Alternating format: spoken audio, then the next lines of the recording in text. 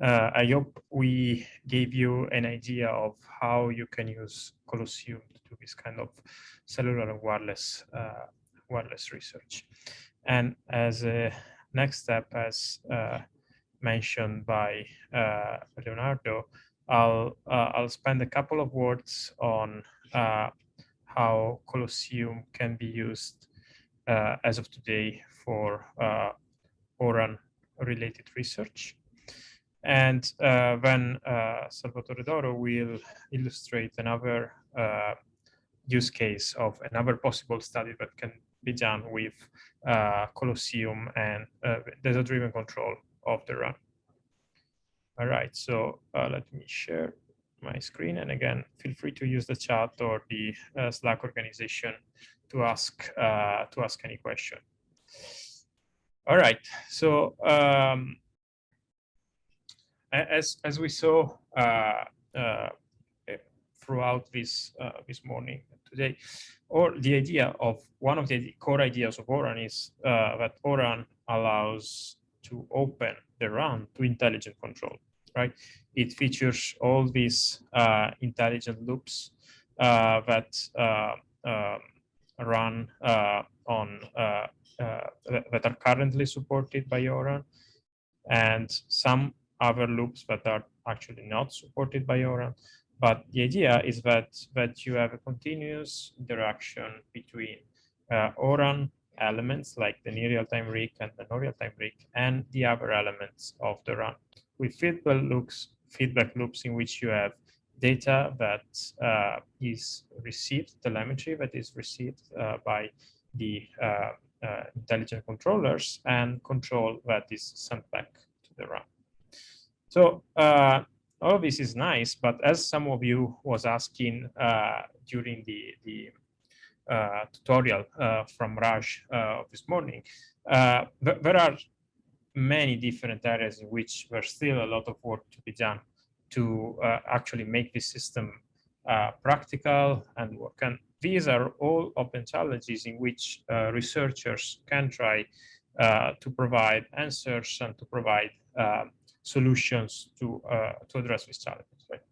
So whenever you think at machine learning based either algorithms or for classification prediction or reinforcement learning based control and so on, you need to think at datasets. So right, one of the requirements is that we need large scale heterogeneous datasets. A second requirement, especially when it comes to testing closed loop control, is the capability of testing your solution without compromising the network performance. You cannot, even according to the ORAN specification, you cannot deploy untrained solution on a production network, or even by common sense, you will never deploy something that you have never tested and is based on some autonomous algorithms on a production network, right? So you need some test beds and facilities to do the testing. And finally, you need to be able to develop algorithms that are effective and allow to generalize to different scenarios and different conditions. So we think that Colosseum can have a role in addressing these challenges. And in the next few minutes, we'll try to let you understand how. So the first challenge, the need for large-scale heterogeneous datasets, can be in part addressed by using the combination of the Power platform, so the platforms that Leonardo was mentioning earlier, and Colosseum. And the idea is that you can, for example, with Colosseum, you can create your virtual scenarios at scales, and you can basically emulate a radio access network that is in a rural environment, that is in a downtown environment, that is in a mall, and you can use the scope framework that Leonardo presented to automate the data collection at scale. So just to make an example, this is taken from a paper that will appear soon on the IEEE Communications magazine, and that is also available on arXiv, Intelligence and Learning in ORAN for Data-driven NextG Cellular Networks. In this paper, we basically show how we can use Colosseum to do the data collection at scale and to then test ORAN compliant solutions. And in particular, for the data collection, we collected a large-scale data set with 4 base stations, 10 UEs in each base stations, and different configuration and parameters for the run. And the dataset is publicly available at this link. So we'll also share the link in the chat in a moment. So as I mentioned, these datasets include different configuration and parameters for the run. So just to make some examples, different kind of wireless scenarios with users distributed in different ways with different distributions from the base station, different mobilities for the users, and different classes of traffic. So mobile broadband traffic, machine type communication traffic, and ultra reliable low latency traffic. In addition to this, we have the users organized into 3 slices, and we collected data by varying the configuration of the slices. So we were using 3 different scheduling policies, so round robin, water filling, and proportional fair, and different PRB allocations for each slice. This really represents an effort that would be difficult and very time consuming to do without some automation like the one presented by in the scope framework, right? So it represents 89 hours of experiments that we were able to automate through a combination of using batch reservation in Colosseum and the scope framework. And the result is a data set that is publicly available and can be used by the wireless community. So the 2 other challenges that I was mentioning can also, in our view, be addressed by using a combination of Colosseum and open and softwareized protocol stacks. So in particular, again, in this paper, that I was mentioning earlier, we use Colosseum to deploy and test deep reinforcement learning solutions to control ORAN compliant networks. So again, we had this network with 3 different slices, dynamic channel, dynamic condition, dynamic resource allocation for each slice. And we were using a data-driven closed loop control to select the actual parameters on each slice. So the actual scheduling policy for each slice. So, and in particular, as I mentioned here, we focused on using a deep reinforcement learning policy to select the scheduling policy. The network scenario is the same, in which we collected our data sets. So the 4 base stations with 10 users each, using this fully virtualized run based on SRS LTE for the base station and the users. In addition to this, we deployed an ORAN compliant near real-time RIC in a Colosseum standard radio node. So the near real-time RIC interacts with the the network through the E2 interface, and basically can collect telemetry from the network and send back control.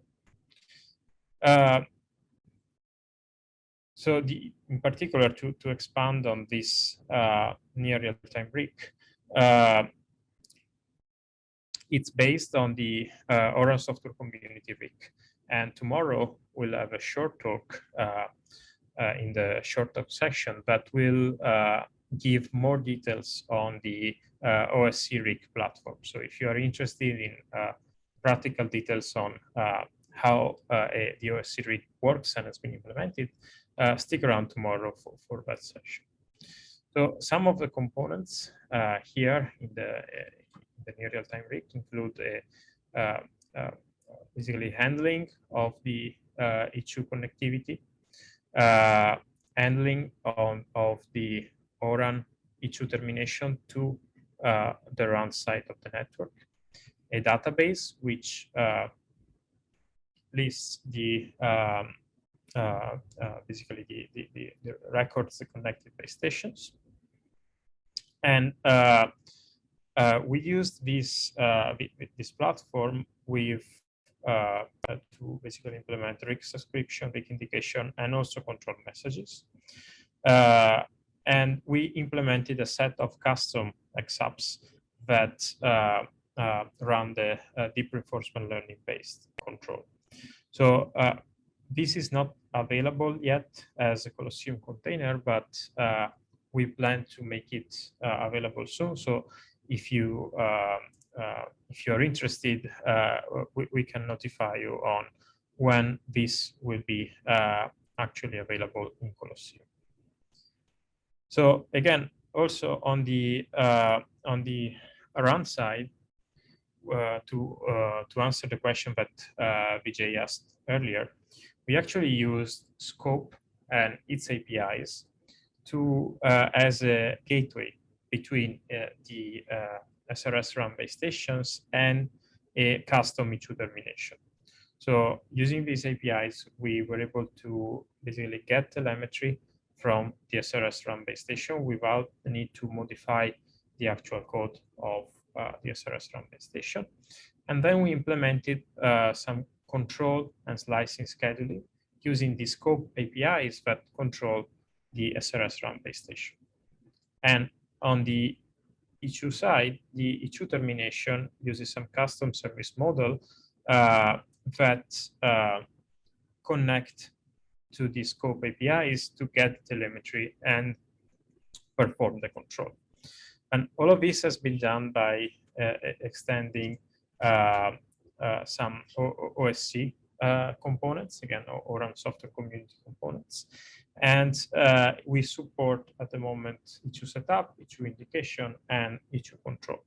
And this will also be made available together with the other containers so that you will soon be able to do ORAN experiments with ORAN compliant interfaces in Colosseum.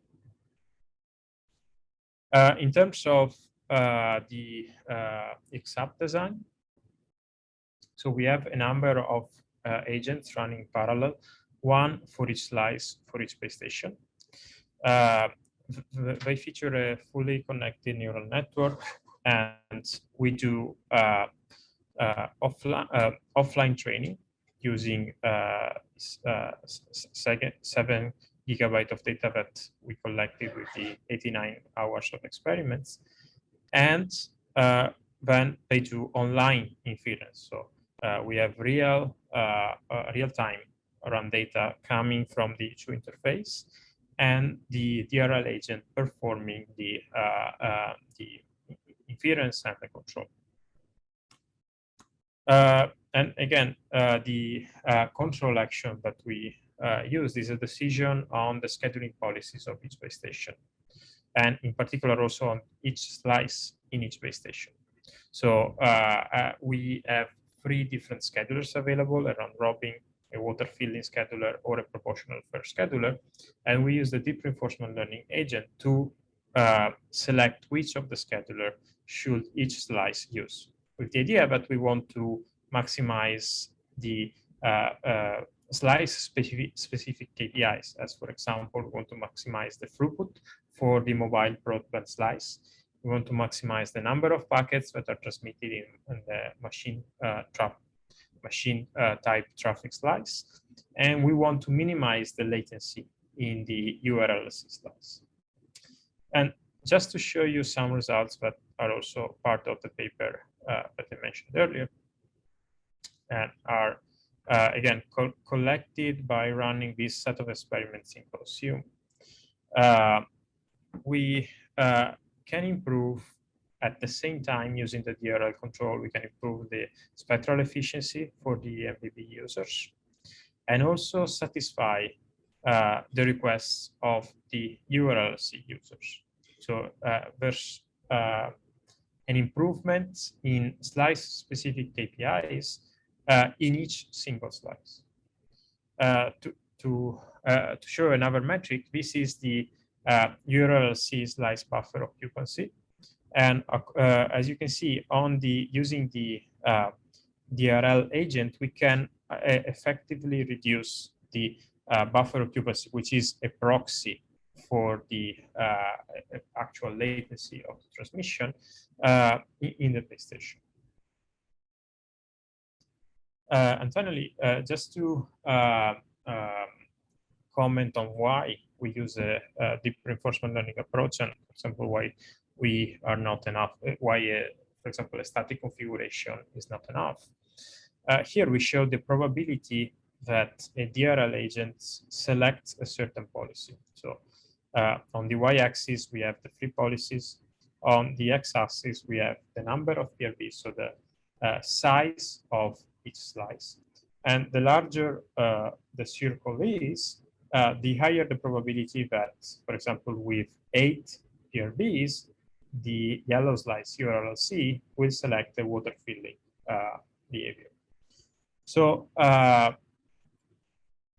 again, if you take a look at these plots, according to the size of the slice, we have different behavior for the 3 different types of traffic. So the different color stickers basically react in different ways, select different scheduling policies according to the size of the slice. And this shows that it's difficult to find a one-fits-all solution and to manually configure it, right? So this motivates the data-driven adaptable approach. So going to the conclusion for this part, I hope I showed you a way in which Colosseum can be used to do research on open and programmable 5G networks, right? And so again, the road ahead will need more testing on testbeds and platforms. We need more data sets. We made available one. We'll probably make available additional data sets. And as these experiments rely on open source protocol stacks, being involved with the development and being able to contribute to open source protocol stacks is also a key component. So I'll stop here for this set of slides, and I'll take some questions before leaving the floor to Salvatore. So let me see. Yeah, the slides and the video recording will be made available on the open5g.info website. Then we have a question from Michael that says, so the DRL agent in XApp modifies scope config to pick the scheduler, or is that done directly in the code? So what happens is that the DRL agent selects a policy, it sends the policy over issue to the issue termination in the base station, which uses the scope API to modify the scheduling policy. Then Leonardo shared the link to the paper, and we can also probably share the link to the GitHub repo in a minute. And there's another question from Igor that says, on the URLC slide, together with reliability, time is the most significant factor. Did you measure the time delay for these slices? That's a very good question, and measuring the latency is not trivial in an actual end-to-end setup. So what we did is we used a proxy for the latency, so a metric that correlates with the latency, that is in this case the buffer occupancy. So the basically the idea is that the smaller the buffer occupancy, the lower the end-to-end latency will be. The higher the buffer occupancy, the higher the end-to-end latency will be, because the packets will need to stay in the queue for a longer time. And I hope this answers your question. And we have one more from Michael. Isn't there delay when selecting both schedulers with the scope API? Can it keep up with the real-time data? So that's a very good question. And and I think I should clarify this. We are selecting the scheduling policy among the three available and not the actual scheduling configuration. So we are not selecting from the RIC the actual scheduling. So we are not selecting how many PRBs should each user get in each OFDM symbol. Okay, that is something that needs to be done in real time, and is indeed something that pertains to a loop inside the base station.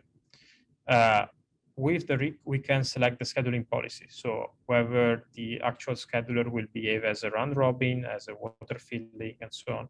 And this is something that we see as feasible in a near real-time latency. So with a latency that is around, for example, 100 milliseconds. Another question, thanks for all these questions, by the way, from Vikash. How did you share the DRL-driven scheduling policy selection from the known RT-RIC to the near RT-RIC? Also, did you use an RAP at the known RT-RIC to run the ML model for offline training and validation? So for this, we use some custom script. So that part is not, when we did the experiments for the paper, we basically deployed manually the intelligence in the near real-time RIC. But in the meanwhile, we've worked on some automated solution to do this, and we'll have some results on this soon.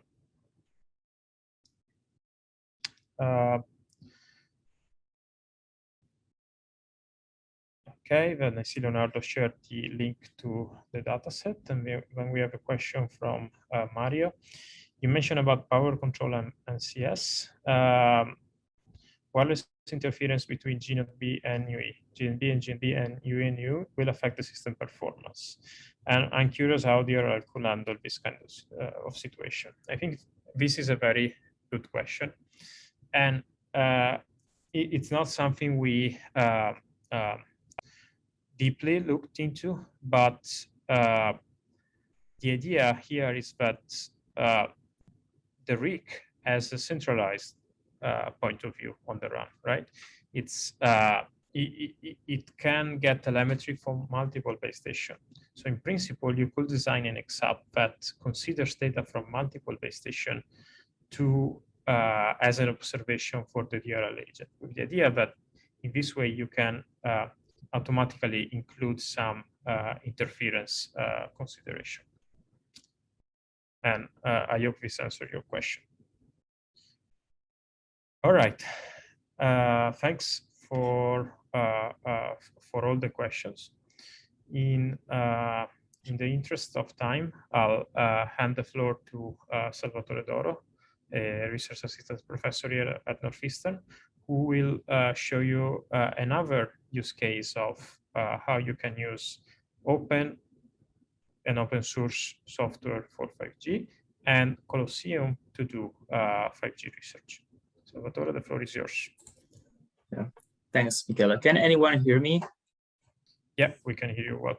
Okay, and you can see the screen? Yeah, we can see the screen. Wonderful.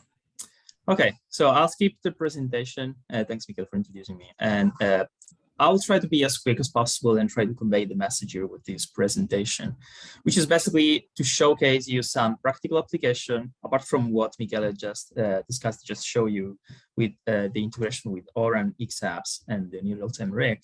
Show you some additional application or way you can use machine learning and what are the enabled technologies that you can really play around in Colosseum by using the scope framework, for example, and the SRS-RAM.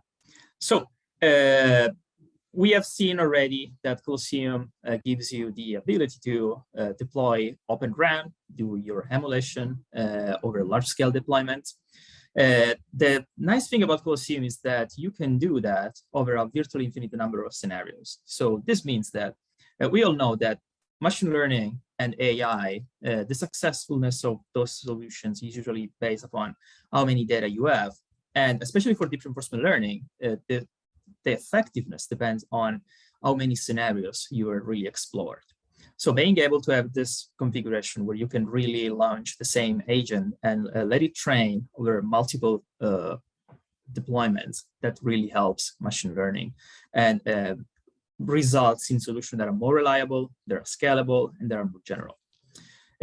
So here, what I will do in this talk, I'll just give one practical example of one of the applications that we've been using, which at the moment it's not ORAN compliant, meaning that we're not using XApps, but that's the next step is just to convert all the logic to XApps so that we can run that on the ORAN infrastructure on Colosseum. So what I want to say here is that apart from this example, that Colosseum gives you really the ability to kind of develop AI-driven solutions for the Open RAN. And this is something that comes really from the huge capabilities that comes with Colosseum. I'll give you one example. Let me give a second because I can hide this. All right. That's one example that I'll discuss today. I'll try to be very quick here. This is a joint work between the Northeastern University and the Politecnico of Milan in Italy. I think I saw Bernardo in the audience, so thanks for being here.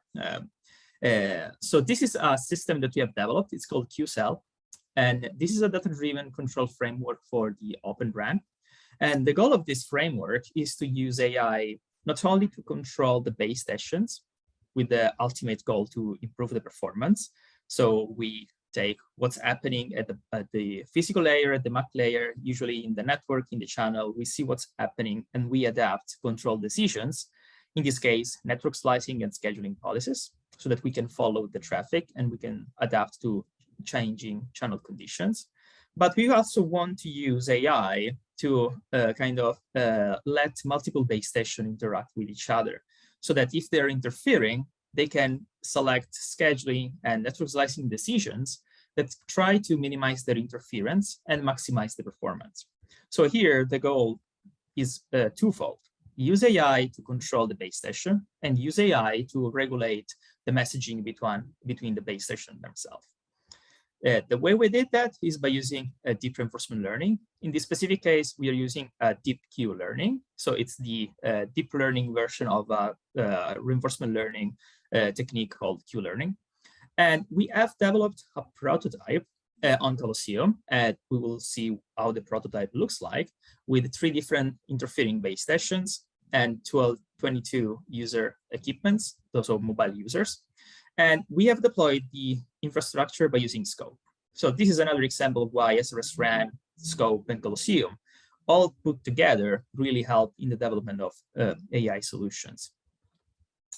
So if I can go. All right. So this is the architecture of QCell. So first of all, this is a multi-agent deep reinforcement learning setup. So we have one DQN agent for each base station. So you have n agents, one controlling each of the n available base stations. And there are 3 main components. One is the actual agent. So this is the deep reinforcement learning agent that will observe the state of the network, will determine what's the reward, and then understand what will be the next action to take to control the base station. Then we have the base station itself. In this case, we are using SRS-RAN and we are using Scope to instantiate the base stations and the users. And the other component is the base station connector. So this is a component that kind of operates as a glue between all the agents. And the objective of the connector is to let all these agents communicate with each other, exchange information, exchange the state, the reward, and then coordinate between each other and take decisions that try to maximize the performance of the network in a coordinated way. The agent is basically using DQN in the background. However, there is a more complex architecture. We will not go into the details. This will be presented at GlobCom in a few days, and you will find that online. It's already online in the paper. And so at the very high level, the agent, there are 2 different encoders. So the reason why we have two encoders is that we look at the state of the network and we want to create a reduced dimension version of the state. Because when you look at the state of the network, you may have measurements for the throughput, the downlink buffer, the bit error rate, the signal to noise ratio, interference levels. There is a lot of information. And the reason why we want to encode that and create a lower dimension representation of the state is because you have those measurements for all the users. And if you have a lot of users, you have a lot of information. And we know that deep reinforcement learning agents, if we feed them with a lot of information, they might get confused. Or even they, in general, are very hard to train. It will take a lot of time. So if we encode the state, we are kind of letting them focus only on the specific features of the state, which will speed up the training and will make it possible to generalize across the state of the network. So the two encoders, we have one encoder that will create a low resolution representation of the state. This is encoder A. And the reason why we have a low resolution state is because this will be used for cooperation between all the other base stations. So we don't really need here a very high resolution state representation, a very high resolution state for this part of the coordination, because we are sending this over control channels and we don't want to have a lot of payload and just flowing there. So we want to keep the traffic, the control traffic as low as possible. So we try to create a low resolution state that kind of represent what's happening at the single base station. And the goal is to reduce the overhead that will flow from one base station to the other one. Then we have another encoder that will take the same state, but will create a high resolution representation of the state. And this will be used by the deep reinforcement learning agent to select the next action. As you can see here, we have, apart from the encoders, there is the actual DQN, which is the one that will look at the state and then look at the reward and will compute the next action. And then there is the reward calculator, which is basically taking all the rewards that we receive from the base stations, we combine them so that we know exactly what's happening in the network. The other two components are the base station connector. And as I said before, this is used for coordination purposes. And they exchange all the outputs of the encoder A, so which is the low resolution state representation. And it is also used to share the rewards. So this is like a bus channel between the base stations and the agents so that they can exchange all what's happening in the network and the reward and their state they are observing.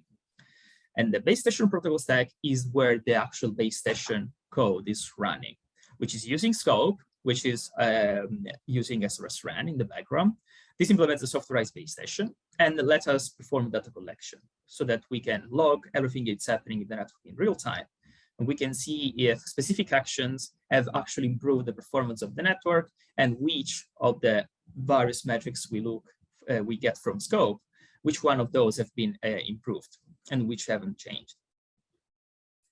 To give you an idea of the step-by-step procedure without actually going into the details, because there is a lot of math involved in the background, I will just go very high level to give you an idea of what's possible to do here. So we have the base station. So from the base station, what we do is look at the metrics from scope. We have basically this stage, which we call the read local state. Once we have the state, we give that to the encoders. They will encode and share the representation of the state with other base stations. At step 3, we wait for the rewards and the states for all the other base stations. Once we gather all this information, each agent can compute the cumulative reward. Once we have this reward, we have the state from the base station. We can ask the DQN agent to compute the next action, which in this case will be selecting the scheduling policy and selecting the network slicing policy. And this loop continues over time. So this is a closed loop where we have metrics coming from the base stations. We see what's happening with the neighbors. We adapt our scheduling and network slicing decisions, and we keep changing the actions if we see that there is a performance degradation. We have prototyped this on Colosseum. So the specific deployment that we have at the moment is with 3 base stations that are interfering. This is the Boston downtown scenario that we are considering here. We have 22 users, and we control the traffic of those users by using iBirth. As you can see here, we have the cell 1, which is basically embedding the DQN agent. And then we have all the other base stations that still use the same scenario, but there is the signaling between the different base stations and the different agents so that they can exchange information. In terms of the action space of the deep reinforcement learning agent, we said that we are trying to control scheduling and network slicing. So we have basically two slices here. We have slice 1 and slice 2. We keep changing the scheduling policy between round robin, water filling, and proportional fairness. And the goal is to find which one is the best according to the specific network state. And for the slicing, we basically assign different resource blocks to the different slices. So for each action, for example, action 0, when we select 0, when the agent selects 0, means that that base station will assign 50% of the resources to slice 1, 50% to slice 2, and the scheduling will be round robin. If we say, for example, we select action 8, then slice 1 will get 75% of the resources, slice 2 will get 25%, and then we are going to use a proportional fairness type of scheduling. So these are the action space that we are considering in our framework. So first, we did training. And as I mentioned before, training these agents in real time is very complicated because we have all this data that gets received and gets processed in real time. So you have actual traffic being exchanged between base stations and users. And in this case, this training is online. So we deploy the agent and we see what's the impact of the agent on the network. Of course, after 150 hours of experiments, we see that the loss starts decreasing, which is exactly what we are expecting. Means that the agent are maximizing, are reducing the loss of the neural network that is working in the background, and the reward increases, which is exactly what we expect. Because every time we see the loss decrease, we expect the reward to go up. And basically, once we reach convergence, then we stop the training phase, and the agent is ready to be deployed on even different scenarios, or we can just keep using it on the same scenario. Without going into the details of the specific configuration of the DRL agents, because you can find all the details in the papers, I'll show you some results that are extremely promising here. These are results that are averaged over 17 hours of tests on Colosseum, where QCell is controlling network slicing and scheduling policies for the 3 base stations. So there is 1 agent for each base station. And if you see here, the green line, and this is on the left, is the throughput. We are increasing the throughput substantially compared to the base case where we are not controlling any of those policies and we keep using a static one. And even if we select the best configuration, we are still basically, if the best on average, of course. The problem is that with QCell, instead, we can really try to adapt. We can really adapt the traffic that it's being generated. We can adapt to the channel conditions. We can adapt to the traffic demand, and we can improve the performance. On the right, instead, you can see the downlink buffer size. So as Michele mentioned before, this is a proxy that tells you how fast you are delivering services. So the smaller the buffer size, the faster you are transmitting packets, meaning that the smaller is going to be the latency. And with QCell, again, with the green curve, you see that the buffer size is lower if compared to the other cases. Overall, we have experienced a 37% improvement in throughput and a 12% improvement in terms of buffer size. I'm going to, if you have just questions you can just ask, I'll stop talking about QCell because there are a lot of information in the paper and we can have the discussion later if you're interested. However, what I want to focus now is showing that this was a specific use case. There was a specific example of how we can use Colosseum, Scope, and SRS-RAN to deploy those networks and train and experiment with machine learning and artificial intelligence. This is just one use case. However, the same tools can be used, for example, to do research on federated learning. You can have each base station train a specific neural network, and then you can have a master model that gets updated according to the weights of each singular base station. You can do distributed run optimization, and you can use AI to do that, as we did, but you can consider different problems. So you can do MCS adaptation. You can control the rate of the users. You can do power control, interference mitigation, And another thing you can do here, since there are all those components that are already available on Colosseum, you can even do mobility prediction by looking, for example, at what's happening at the physical layer. So you can track the AQ samples, you can track the signal-to-noise ratio, you can track changes in the throughput, and you can have machine learning models kind of inferring where the user is moving. So you can see, for example, that if the SNR is gradually decreasing, the user is moving from close to the base station to the edge. You can use that to maybe trigger handover decisions to the next base station that will be closer to the user, and the user will get there in a few seconds.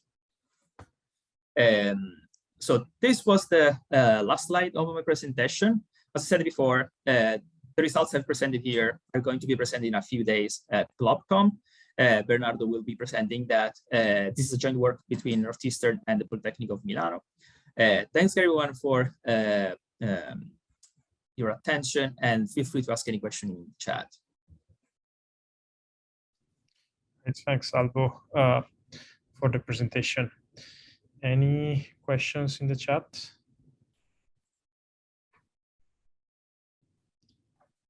I have one, just in case someone needs more time to type the question. So in terms of interfacing and the actual implementation, what are the main challenges that you saw, like, in trying to connect all these different elements together? Yeah, so that's a good question. I think that you are mentioning how we're going to connect the different base stations here. Yeah, right? Yeah, exactly. Yes. Yes. So one of the biggest challenges is kind of try to understand what's the amount of information that each agent really needs to compute the next action. As I said here, this connector is used to exchange the information from the encoder A, which is a low resolution. And of course, ideally, the more information you can share, the better will be the state representation. However, the other will be the overhead on the same channel. And if you think that this will probably interconnect a lot of base stations, hundreds of base stations, that overhead will be very high.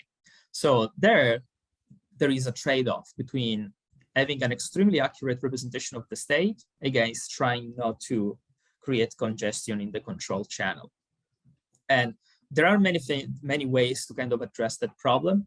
We came up with this solution with two different encoders. There might be different, and we'll probably explore how to kind of make this work better and make it seamless and have a better representation of the state. All right, thank you very much. So I don't see other questions coming in, and we're about at the end of the program for today. So I think we can probably close it here for today, and I would like to thank everyone that took 4 hours today to follow us and try to understand better what is this transition that is happening in terms of from closed and monolithic architecture to open architecture driven by software, and in particular open source software. So I would like to thank all the speakers from today and briefly mention what we have tomorrow. So tomorrow we'll start with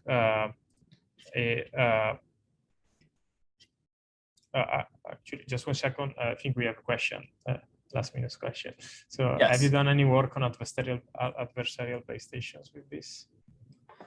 So we did not consider that type of research. That's extremely interesting. And I think that's one of the hot topics that has to be kind of be investigated, because you can have user reporting fake type of measurements, and that will impact how the base stations are controlled. You would have user just reporting bad throughput, and this will push the base station to assign more resources, and that will result in unfairness to other users. So we did not do that. However, one of the things that we kind of try to do to kind of mitigate that problem without actually addressing that completely is using encoders to kind of remove all the outliers For example, a user reporting fake measurements. But we did not, but that's a good point, and probably you should, that's something that is worth to be investigated because it's extremely helpful. All right. And there's another question: which type of machine learning algorithms are more effective? Yeah, that's another good question. So the nice thing about machine learning is that there are so many solutions out there that it's very hard to identify one solution that always works better than the other ones. For example, in some cases, you have to find, like, I mean, if you have infinite amount of data and infinite time to train your machine learning solutions, probably most of them will converge to the same point. However, if you have limited time, probably there is a trade-off between using a simple model, like, for example, a DQN, which is simpler than using a PPO or a TD3, deep reinforcement learning agent. That will be trained faster, will converge faster, it will be easier to train, will probably require less data, but might not be able to capture all possible network conditions. So you might have some inefficiencies, and you might want to explore like the PPO or TD3 solutions, as we did for the research that Michele presented before, which is a little bit more complicated, will take more time to converge, but it's probably more accurate. So the short question is that probably it's hard to identify ones that are always the more effective, but the specific use case kind of suggests you which one you can go for. Right, and there's a follow-up on the TQN. Will it have a dimension problem in case you have many base stations? Yeah, so basically that's another good question. And for the specific architecture that we are using, the way you can mitigate that is to have to kind of cumulate, have like, I mean, in our case, for example, we are taking that information. You can do an additional step where you combine everything. Imagine doing sensor fusion. So it's something like that. So if you want to avoid the DQN to be extremely complex, because you might have thousands of base stations, you can have an additional processing layer that what it does is just taking all those measurements and combine them into a lower dimension that represents what's happening in the network, as we are doing with the encoders. That's one way to reduce that. But if you don't do that, yes, you are going to experience some explosion happening at the agent with a lot of information that cannot be really handled. Yeah, another option is limiting the number of base stations to the ones that are actually interfering with each other rather than yes, any base station. Right, thanks for the questions, and in general, thanks everyone for the interaction. And I think these kind of virtual events sometimes actually always lack the interaction that you can have in an in-person event. But thanks for asking the questions, because they have started some interesting discussions. So to close for today, I just want us to briefly mention the program for tomorrow. So we'll have a talk on AI and a tutorial on how to use it on Colosseum. And then we'll have two sessions with, the first one will have 6 short talks with speakers that come from industry and academia.